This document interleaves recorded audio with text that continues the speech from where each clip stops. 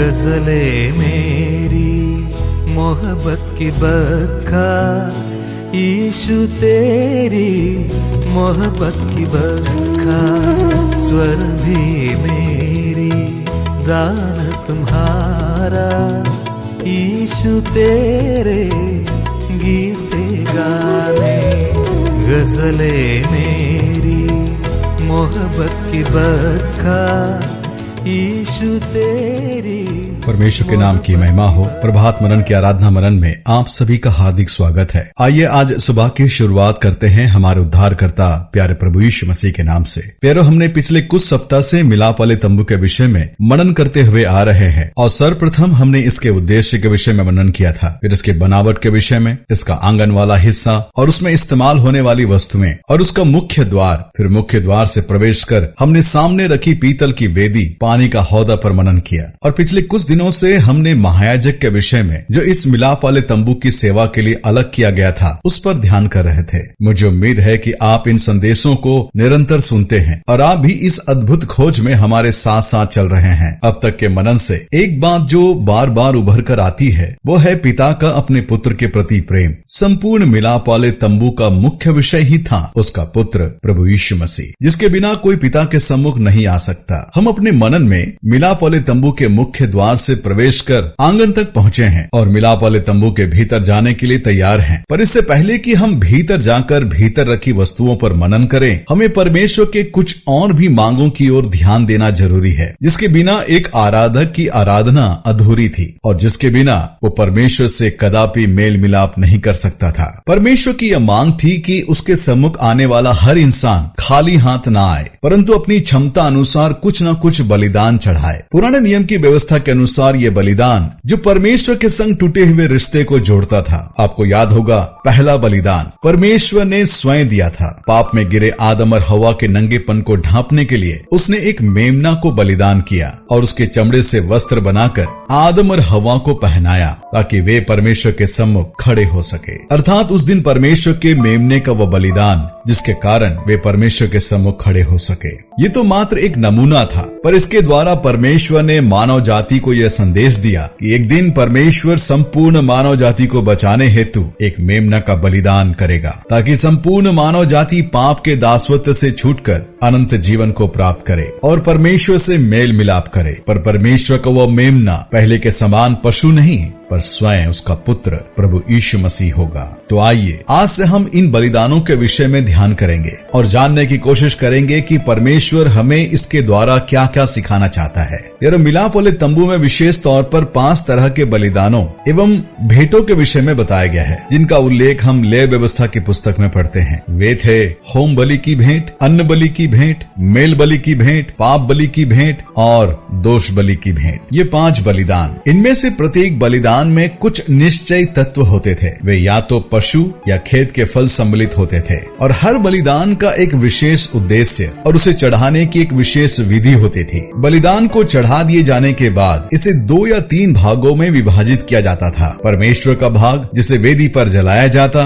लेवियों का या याजकों का भाग उन्हें दे दिया जाता, तीसरा भाग होता था बलिदान की भेंट को चढ़ाने वाले व्यक्ति के लिए। आइए मैं आपके लिए बाइबल के इस भाग को पढ़ देना चाहता हूँ। लेव व्यवस्था उसका पहला अध्याय उसके 1 से लेकर 9 तक। यहोवा ने मूसा को बुलाकर मिलाप वाले तंबू से उससे कहा, इस्राएलियों से कह कि तुम में से यदि कोई मनुष्य यहोवा के लिए पशु का चढ़ावा चढ़ाए तो उसका बलि पशु गाय बैलों अथवा भेड़ बकरियों में से एक का हो। यदि वह गाय बैलों में से होम बलि करे तो निर्दोष नर मिलाप वाले तंबू के द्वार पर चढ़ाए कि यहोवा उससे ग्रहण करे। वो अपना हाथ होम बलि के सिर पर रखे और उसके लिए प्रायश्चित करने को ग्रहण किया जाएगा। तब वह उस बछड़े को यहोवा के सामने बलि करे और हारून के पुत्र जो याजक हैं, वे लहू को समीप ले जाकर उस वेदी के चारों ओर छिड़के जो मिलाप वाले तंबू के द्वार पर है। फिर वो होम बलि पशु की खाल निकालकर उस पशु को टुकड़े टुकड़े करे। तब हारून याजक के पुत्र वेदी पर आग रखे और आग पर लकड़ी सजाकर रखे और हारून के पुत्र जो याजक हैं, वे सिर और चर्बी समेत पशु के टुकड़ों को उस लकड़ी पर जो वेदी की आग पर होगी सजा कर रखे और वो उसकी अतड़ियों और पैरों को जल से धोए। तब याजक सबको वेदी पर जलाए कि वो होम बलि यहोवा के लिए सुखदायक सुगंध वाला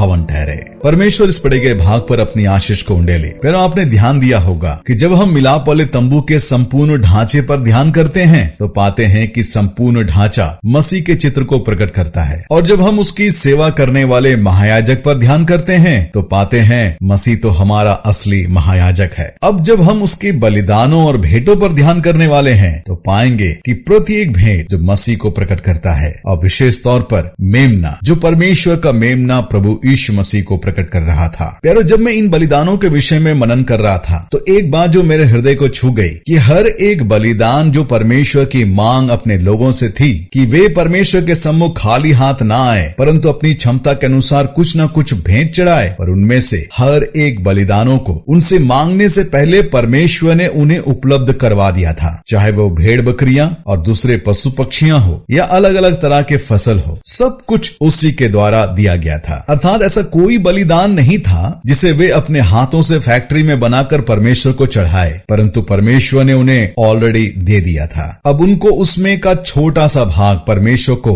भेंट स्वरूप देना था, जैसा कि परमेश्वर भी कहता है ले व्यवस्था उसका 17 अध्याय और उसका 11 पद, क्योंकि शरीर का प्राण लहू में रहता है और उसको मैंने तुम लोगों को वेदी पर चढ़ाने के लिए दिया है कि तुम्हारे प्राणों के लिए प्रायश्चित किया जाए, क्योंकि प्राण के कारण लहू ही से प्रायश्चित होता है। आपने ध्यान दिया, परमेश्वर कहता है उसको मैंने तुम लोगों को वेदी पर चढ़ाने के लिए दिया है कि तुम्हारे प्राणों के लिए प्रायश्चित किया जाए।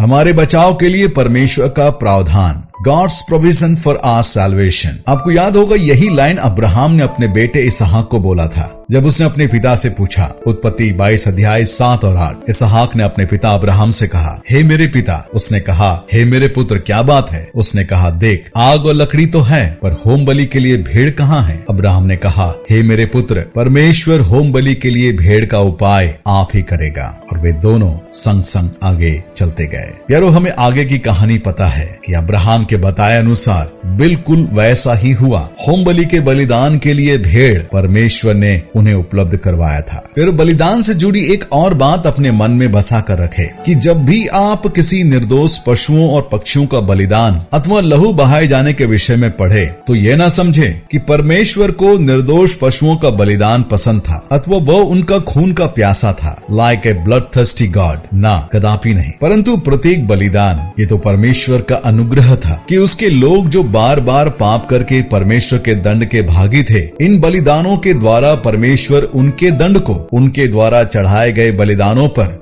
स्थानांतरण कर देता था अथवा शिफ्ट कर देता था, ताकि वे परमेश्वर के दंड से बच जाए, उसके बच्चे दंड से बच जाए, उनका पूरा घराना दंड से बच जाए और उनका रिश्ता परमेश्वर के संग बना रहे, क्योंकि परमेश्वर स्वयं जानता था कि वे परमेश्वर से अलग होकर क्षण भर भी टिक नहीं पाएंगे। ये परमेश्वर का अनुग्रह नहीं तो और क्या था प्यारो, क्योंकि यदि बलिदान ना होता तो उनके पापों के लिए उन्हें ही दंड भुगतना पड़ता। ऐसे में फिर कौन बचता? एक और बात जो परमेश्वर इन बलिदानों के द्वारा अपने लोगों को सिखाना चाहता था कि जब वे बलिदान चढ़ाते थे तो बलिदान चढ़ाने वाला इंसान उस पशु को मरता हुआ देखकर कम से कम थोड़ा ही सही पर मन में खेदित जरूर होता था कि मेरे पापों की सजा ये निर्दोष जानवर उठा रहा है। ये घटना उसके दिल को झकझोर कर रख देता होगा और उसे फिर पाप ना करने और परमेश्वर के लिए पवित्र जीवन बिताने के लिए प्रोत्साहित करता था। वास्तव में जैसा कि हम जानते हैं कि ये सारे बलिदान और भेंट तो आने वाले उस महान बलिदान की छाया मात्र थे। आज जब हम परमेश्वर के सम्मुख आते हैं तो परमेश्वर हमसे किसी बलिदान की मांग नहीं करता,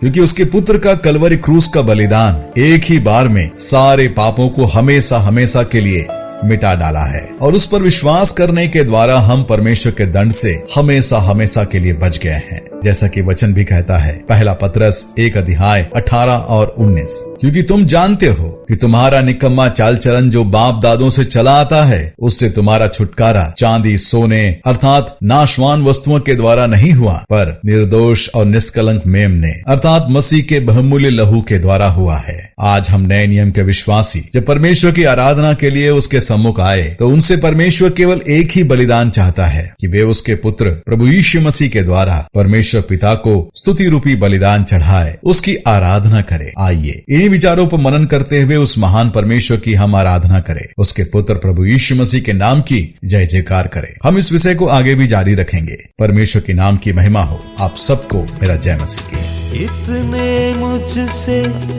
प्रेम किया तू, कितने कहने शब्द नहीं है, जितने माँ भी प्यार नहीं करती, जितने माँ भी प्यार नहीं करती, उतने प्यार मसीह तुमने किए। गजले मेरी मोहब्बत की बरखा, यीशु तेरी मोहब्बत की बरखा, स्वर भी मेरी गान तुम्हारा, यीशु तेरे